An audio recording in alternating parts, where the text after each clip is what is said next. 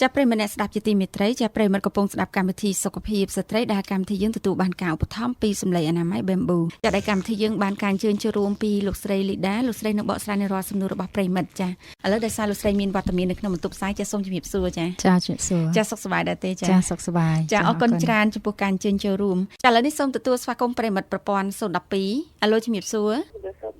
ចាជំរាបសួរអញ្ជើញទូរស័ព្ទពីខាងណាដែរខពីខេត្តកណ្ដាលខណ្ឌអត់ទៅនៅផ្សារថ្នល់តតឹងចាសូមស្គាល់ឈ្មោះផងឈ្មោះរតនាអរគុណច្រើនរតនាមានសំណួរអីដែរខ្ញុំចង់សួរអ្នកគ្រូថានៅកន្លែងទីនេះបងខ្ញុំណាគ្រូវាមានដូចជាមានស្កចឹងដល់ពេលខ្ញុំនៅជាមួយនឹងគ្រួសារទៅគឺវាឈឺនៅកន្លែងខ្ញាស់ហ្មងហើយគ្រួសាររបស់ខ្ញុំហ្នឹងគឺគាត់មានអារម្មណ៍ពេលដែលខ្ញុំគឺគាត់ឈឺកាហាយកន្លែងសងដល់របស់គាត់ណាគ្រូចាអាហ្នឹងមកចំនួនហើយខ្ញុំចង់គឺមកចំនួនទៀតណាថា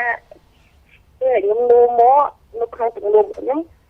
គឺជាមានទឹកនំប៉័ងអញ្ចឹងវាធ្លាក់មកតាមទឹកនោមរបស់ខ្ញុំហ្មងចាការពេលខ្ញុំបាត់ជើងទៅវាឈឺ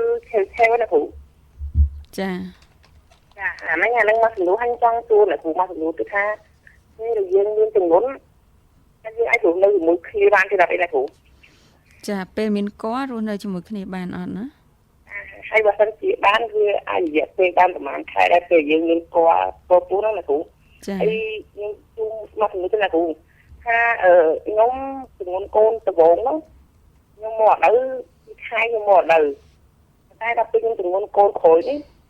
ហើយខែណាគ្រូខ្ញុំអត់មកដល់ទេអាហ្នឹងវាអាចមកពីបញ្ហាស្គមខ្ញុំដើរទេណាគ្រូព្រោះតែកាពេលមុននោះគឺខ្ញុំ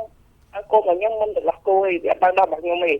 ចាតែកូនក្រោយហ្នឹងគឺដល់របស់ខ្ញុំណាគ្រូចាគ្រូហើយខ្ញុំចាប់ទៅខ្ញុំមកដល់គឺខ្ញុំគឺចាប់ខ្លាំងហើយគ្រូខ្ញុំចឹងខ្ញុំធ្វើរំលឹកឆ្នាំពីណារហូតណាគ្រូអាហ្នឹងវាអាចប៉ះពាល់ដែរព្រោះពេលខ្ញុំមកគឺខ្ញុំលើកឆ្នាំហើយពេលខ្ញុំទៅទិញសេរីអនាម័យគឺអ្នកនោះគឺបានប្រាប់ខ្ញុំថាសេរីអនាម័យប្រភេទហ្នឹងគឺវាឆ្នាំហើយពេលខ្ញុំប្រើទៅវារៀងកាហាយនៅសេរីអនាម័យមួយហ្នឹងណាគ្រូចាឥឡូវនេះឆ្លងទលេបានប្រហែលខែហើយខ្ញុំឆ្លងទលេបាន3ខែហើយគ្រូប៉ុន្តែគាត់មកដល់ទេចាហើយអាកូនមុននោះគឺខ្ញុំមកពីខែគឺខ្ញុំមកហើយឆ្លងទលេបាន3ខែនេះរស់នៅជាមួយប្តីឯណានៅនៅគ្រូតំនេះចាចុះមកទៅមកដល់ខ្ញុំខ្លាចជាមានកូនតែស្បួនមើលដឹងមកចាចុះតែថាមានអាការៈកាហាយមានផ្សិតមានបាត់ជើងទៅមានធ្លាក់ដូចតិចនំប៉័ងហើយពេលដែលរួមភេទទៅមានការក្តៅកាហាយហ្នឹងនៅពេលណាពេលមុនមានកទេទី2ណាគ្រូចាខ្ញុំក៏ពកូនទី1ហើយប៉ុន្តែដល់ពេលរយៈពេលខ្ញុំមកទៅមានកូនទី2ហ្នឹងគឺខ្ញុំរស់នៅមួយគ្នាហ្នឹងគឺមានឈឺតែយ៉ាងមកគ្រូចាហើយឈឺតែឆ្ងាស់ហើយគ្រូសាស្ត្ររបស់ខ្ញុំក៏គាត់ឈឺដែរពេលហើយគាត់ឈឺកាហាយឡើងចុងរបស់គាត់ហ្នឹងចាហើយអ្នកគ្រូមកចំនួនទៀតចង់គាត់ថានៅកន្លែងស្ទើរមកអត់ហ្នឹងសូមឲ្យអ្នកគ្រូប្រាប់ពីកន្លែងទីតាំងរបស់សេរីអនាម័យហ្នឹងប្រកាសមកពីខុសព្រោះខ្ញុំរត់ឃើញទេចានៅថ្នល់តតឹងនេះខ្ញុំនឹងជំរាបជូនឡើងវិញណាចានៅថ្នល់តតឹងខ្ញុំជំរាបជូនឲ្យហ្មងទៅនៅថ្នល់តតឹងយើងមាន2ទីតាំងនៅក្នុងឱសថស្ថានលីសាកែងផ្លូវ51ខាងលិចផ្សារថ្នល់តតឹងស្គាល់គ្រូលេខផ្លូវ51និងផ្លូវចាឡើងឱសថស្ថានលីសាហើយមួយទៀតនៅក្នុងបណ្ណាគារថតចម្លងគង់ភិរមទល់មុខឈៀងខាងត្បូងផ្សារថ្នល់តតឹងនៅកន្លែងថតរូបនឹងមកណាគ្រូចាថតចម្លងបណ្ណាគារថតចម្លងគង់ភិរមណាគ្រូស្គាល់ចាអរគុណច្រើនរតនាចាអរគុណណារងចាំស្ដាប់ការបកស្រាយចាអរគុណដោយសារលោកស្រីអត់តន់បញ្ហារបស់គាត់មិញហ្នឹងគឺបញ្ហារបស់គាត់នៅពេលដែលគាត់ឆ្លងទលេកូនទី1ហើយកំឡុងពេលដែលមុននឹងគាត់យកកូនទី2ហ្នឹងគឺការនៅទ្វារមាសរបស់គាត់ហ្នឹងមានផ្សិតចាហើយដូចបត់ជើងមកមានកតិចដូចកតិចសដូចកតិចនំប៉័ងធ្លាក់មកហើយនៅពេលដែលរួមភេទទៅមានការឈឺចាប់នៅថ្ងាសហើយសម្រាប់ស្វាមីរបស់គាត់វិញគឺមានកាហាយនៅចុងប្រដាប់ភេទចាហើយការដែលសំណួររបស់គាត់មួយទៀតក៏សួរថាពេលដែលមានកហ្នឹង តើអាចរស់នៅជាមួយគ្នាបានដែរទេហើយបើសិនជារស់នៅបាននៅក្នុងកំឡុង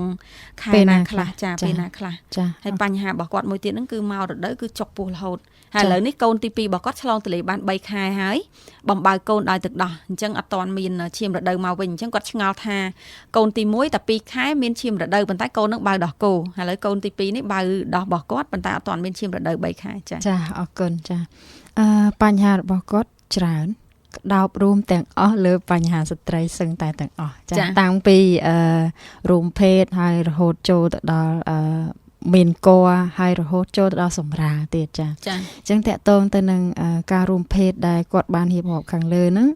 នោះគេហៅថាការរួមភេទដែលមិនទទួលបាននូវសុវត្ថិភាពអញ្ចឹងសុវត្ថិភាពនៃការរួមភេទហ្នឹងគឺយើងនិយាយអំពីសុវត្ថិភាពនៃការរួមភេទទី1គឺការរួមភេទដែលមិនភ័យខ្លាចពីការឆ្លងរោគចាទី2គឺការរួមភេទដែលមិនភ័យខ្លាចពីការមានកូនដោយចៃដន្យហ្នឹងយើងហៅថាសុវត្ថិភាពនៃការរួមភេទហើយទី2គឺការរួមភេទដូចជាដែលយើងមិនដឹងពីរបៀបនៃការរួមភេទបែបណាធ្វើឲ្យទទួលបាននូវសុខភាពទាំងសងខាងទាំងបុរសនិងស្ត្រីហ្នឹងយើងហៅថារបៀបនៃការរួមភេទចាវិធីសាស្ត្រឬក៏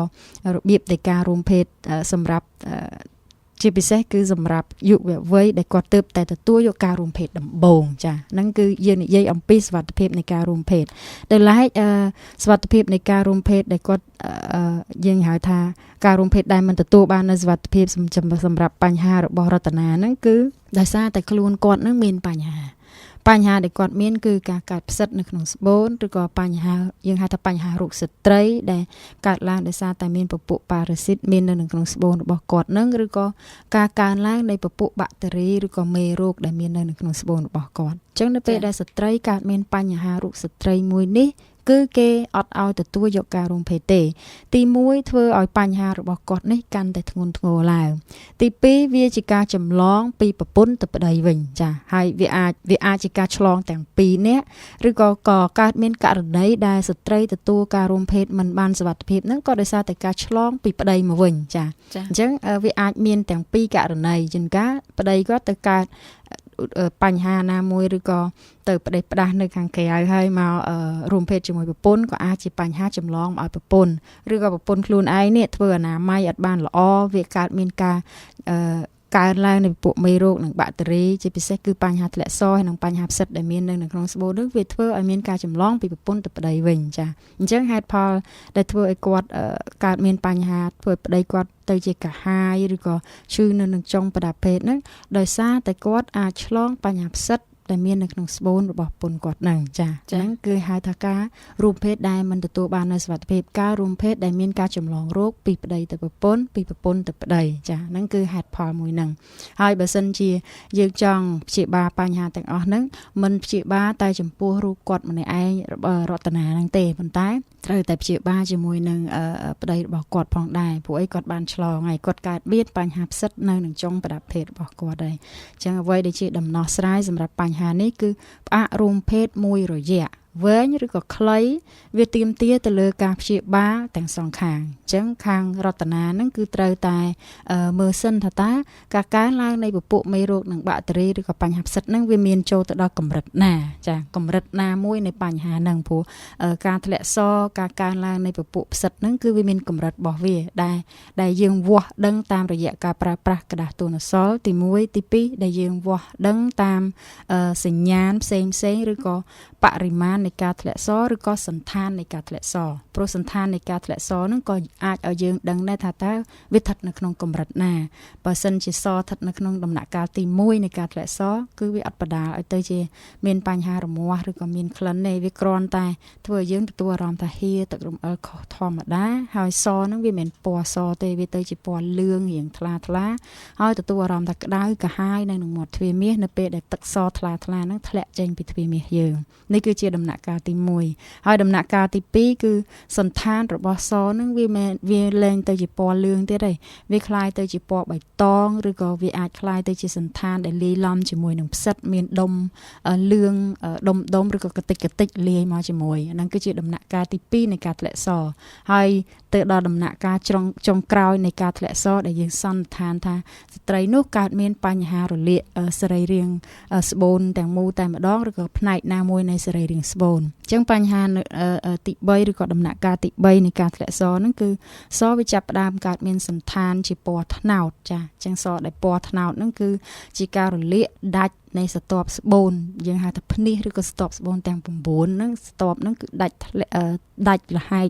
ស្ទាប់ហ្នឹងអស់ហើយដែលវាអាចចេញទៅជាឈាមរិចរឹមហ្នឹងគឺយើងឃើញមានពណ៌សហ្នឹងថលដូចជាពណ៌ត្នោតដូចជាធ្លាក់ឈាមមកអញ្ចឹងហ្នឹងសស្ថិតនៅក្នុងដំណាក់កាលទី3អញ្ចឹងឲ្យមើលដំណាក់កាលឬក៏កម្រិតនៃការធ្លាក់សអាហ្នឹងទើបយើងមានវិធានការក្នុងការដោះស្រាយអាហ្នឹងអ្វីដែលគាត់បានសួរតាក់ទងទៅនឹងបញ្ហានេះអញ្ចឹងវិធីសាស្ត្រហ្នឹងគឺ